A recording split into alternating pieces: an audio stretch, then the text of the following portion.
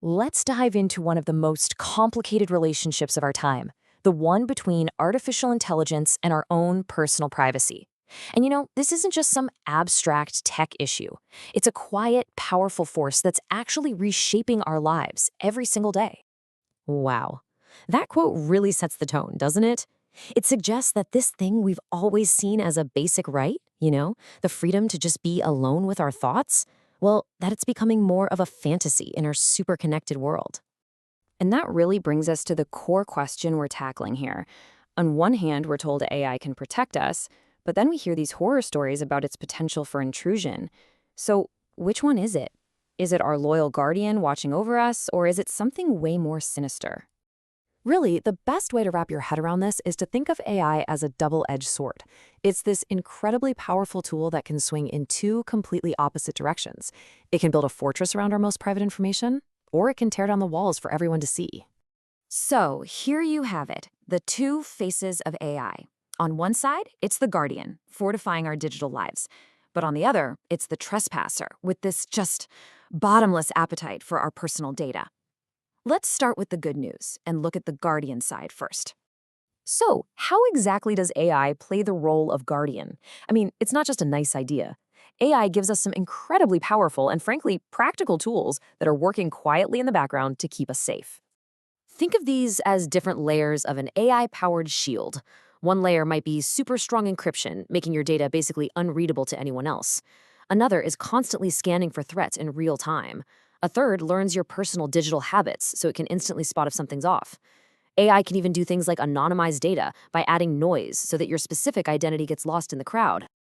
Billions. That's how many data points AI cybersecurity tools can sift through every single second.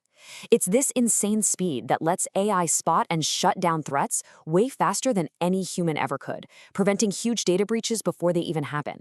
The scale of that protection is just staggering. But you knew there was a but, right? For every bit of light, there's a shadow. And the very same tools that let AI protect us can also be turned around to destroy our privacy. This leads us right into what the source material calls a Faustian bargain. Okay, the key idea to understand here is something called surveillance capitalism. You can think of it as the engine driving this whole problem. It's an entire economic model built on harvesting every little trace of our digital lives, not just to sell us stuff, but to predict and even nudge our future behavior, all for profit. And this quote just hits the nail on the head. We do this all the time. We trade little pieces of our privacy for convenience, for a better movie recommendation, a faster driving route, a more interesting social media feed. But the real cost is that we're giving these systems a deep, deep look into our lives, our habits, and even our weaknesses. And that trade-off? Well, it comes with some pretty serious risks. AI systems can pick up and amplify existing biases in society, which can lead to real-world discrimination. All that data they're collecting becomes a giant, juicy target for hackers. We start to lose control over our own digital story, and we can get trapped in these filter bubbles that make us really easy to manipulate. Now, if we just let this all play out without any checks and balances, the consequences get genuinely frightening.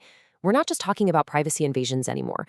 We're moving into something way deeper, real existential threats to our inner selves, where the very idea of having a private thought could become a thing of the past.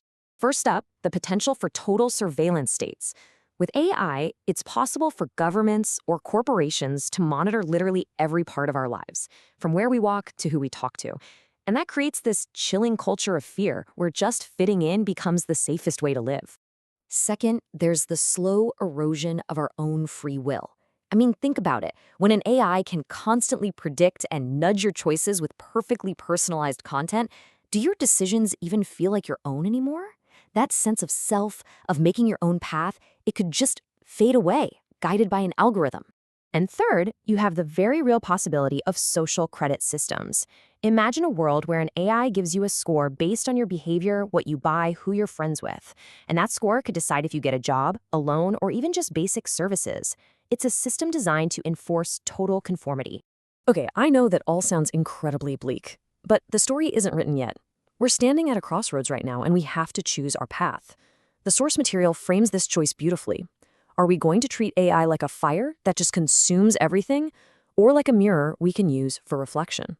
The source gives us two competing philosophies, which it calls Zoran's warning and Fletcher's vision. Zornside warns that AI, if left unchecked, is like a wildfire. It'll consume everything, getting to know us better than we know ourselves, until there's nothing left. But Fletcher's vision sees it differently, as a tool we can use to actually reclaim our humanity. So Fletcher's vision is all about using AI to handle the boring, mundane stuff so that we have more time for what actually makes us human. Imagine AI taking care of your schedule and all that digital noise, freeing you up to be more present, to be kinder, to actually reflect, and to connect with people on a much deeper level. But look, this isn't just a big philosophical debate for other people to solve. This choice is personal, and it takes real, conscious effort. The source offers this really cool set of practical exercises it calls Dragon Trials, designed to help us take back control of our digital lives. And these aren't just chores, they're exercises in being mindful about our technology. First, a 24-hour digital detox. Just unplug completely and see what comes up in the silence. Second, a data inventory. Actually go through your apps, check your privacy settings, and clean out. And third, keep an awareness journal for a week and just take note of how algorithms are shaping what you see and even what you feel online. And in the end, it all comes back to that central metaphor. AI, this new, incredibly powerful fire, it's here. It's not going anywhere. So the real question isn't if we're going to use it, it's how. The question for all of us is, how are you going to tend to its flame?